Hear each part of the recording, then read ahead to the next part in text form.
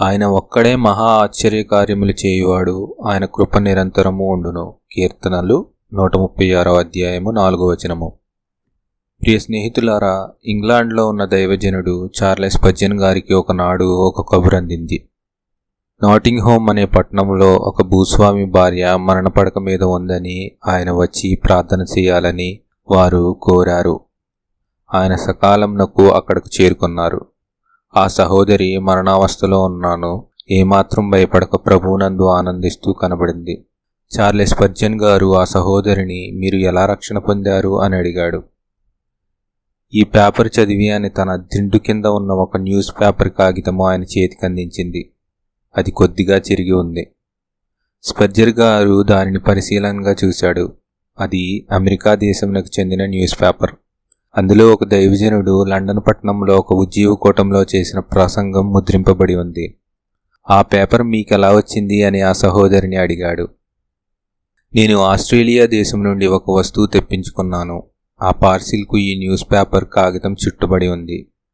పార్సిల్లోని వస్తువులు తీసుకున్న తర్వాత నేను ఈ కాగితంను చించివేయకుండా, చెత్తలో పారవేయకుండా అందులో ఏముందోనని పరిశీలనగా చూశాను. అందులో దేవుని వర్తమానం ముద్రింపబడి ఉందని గ్రహించి ఆ వర్తమానమును పూర్తిగా చదివాను. మరలా 2-3 సార్లు చదివాను. వెంటనే నేను పాపినని గ్రహించి నా పాపములు ప్రభువు దగ్గర ఒప్పుకొని తన రక్తంలో కడగమని ప్రభువును వేడుకుని రక్షణ పొందాను. ఆయన నాకు నిత్య జీవం ఇచ్చాడు అని ఆవిడ చెప్పింది. చార్లెస్ స్పర్జన్ గారు ప్రభువు చేసిన ఈ అద్భుతం నాకు ఆశ్చర్యపోయి ఇంగ్లాండ్ దేశంలో చేసిన ప్రసంగము అమెరికా దేశంలో ఒక న్యూస్ పేపర్లో ముద్రింపబడి ఆ న్యూస్ పేపర్ అమెరికా దేశం నుండి ఆస్ట్రేలియా దేశముకు చేరి ఆ ప్రసంగమునున్న కాగితం మట్టుకే ఆస్ట్రేలియాలో ఒక షాపులోని పార్సిల్కు చుట్టబడి తిరిగి అది ఆస్ట్రేలియా నుండి ఇంగ్లాండ్కు చేరి ఆ సహోదరి ఆ పార్సిల్లోని వస్తువు తీసుకొనిన తర్వాత ఆ కాగితమును చించి పారేయకుండా అందులో ఏమి ముద్రింపబడి ఉందో ఒక విధంగా ఉత్కంఠతో దాన్ని పరిశీలనగా చూసి అందులో దేవుని వర్తమానం ఉన్నదని గ్రహించి దానిని ఆ మూలగ్రహం చదివి రక్షణ పొందడం ఎంతో ఆశ్చర్యమైన విషయము.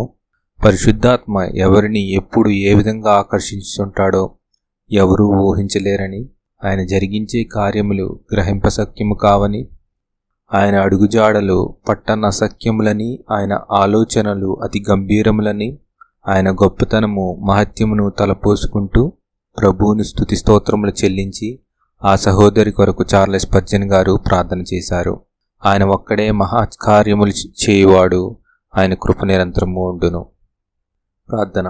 తండ్రివైన దేవా యెహోవా, నువ్వు గొప్ప దేవుడు. నీ కార్యములు ఆశ్చర్యములు, నీ మార్గముల ఆశ్చర్యములు, ఊహించని గొప్ప కార్యములు చేసే దేవుడు నీవే ప్రభువా. ఈరోజు మేము విన్న వాక్యంలో ఒక న్యూస్ పేపర్ ద్వారా ఏ విధంగా సహోదరి రక్షింపబడిందో నీవు అనేకమైన మార్గాలలో నీ క్రియను ప్రతిరోజు ప్రతి నిమిషం చేస్తున్నావు ప్రభువా. ప్రతి క్షణం ఎంతోమంది జీవితాల్లో గొప్ప అద్భుతాలు చేస్తున్నావు. ఎంతోమంది జీవితాలను స్వస్థపరుస్తున్నావు, ఎంతోమంది జీవితాలను విడిపిస్తున్నావు, ఎంతోమంది జీవితాలలో సహాయం చేస్తున్నావు. ఈ క్షణంలో నువ్వు ఎంతోమందికి సహాయం చేస్తున్నావు ప్రభా. ఈ ప్రార్థన వింటున్న వారిలో ఈ క్షణమే నీ తాకుదలను ముట్టి వారికి సహాయం చేయండి, వారిని స్వస్థపరచండి, వారికి సహాయం చేయండి. మీరే వారిని ముందుండి నడిపించండి. నీవే గొప్ప కార్యములు చేసే దేవుడు, ప్రార్థన ఆలకించే దేవుడు, నిన్ను నమ్మిన వారిని నిత్యము కాపాడే దేవుడు. నీకు స్తుతులు స్తోత్రములు ప్రభువా. తండ్రి, నీ యొక్క ఆశ్చర్యక్రియలను బట్టి, నీ యొక్క మార్గమును బట్టి నిన్ను స్తుతిస్తున్నాము. నీ గొప్పతనం బట్టి, నీ బలమును బట్టి నిన్ను స్తుతిస్తున్నాము. ఈ ప్రార్థన వింటున్న ప్రతి ఒక్కరి జీవితాల్లో మీ కార్యం జరిగించండి. వారి కష్టమేదో మీరే తొలగించి మహిమ పొందండి ప్రభువా. మరి ముఖ్యంగా గ్రామ సచివాలయం జాబ్స్కి ఎవరైతే ప్రిపేర్ అవుతున్నారో వారికి మీ జ్ఞానాన్ని అనుగ్రహించండి, మీ వెలుగును అనుగ్రహించండి, వాళ్ళకి విజయం అనుగ్రహించి ఆ ఉద్యోగం దయచేయండి. ఈ మనవులన్నీ మా రక్షకుడైన యేసుక్రీస్తు అతి ప్రశస్త నామములో ప్రార్థించి బ్రతిమాలి ప్రార్థించుతున్నాం పరమ తండ్రి. ఆమెన్.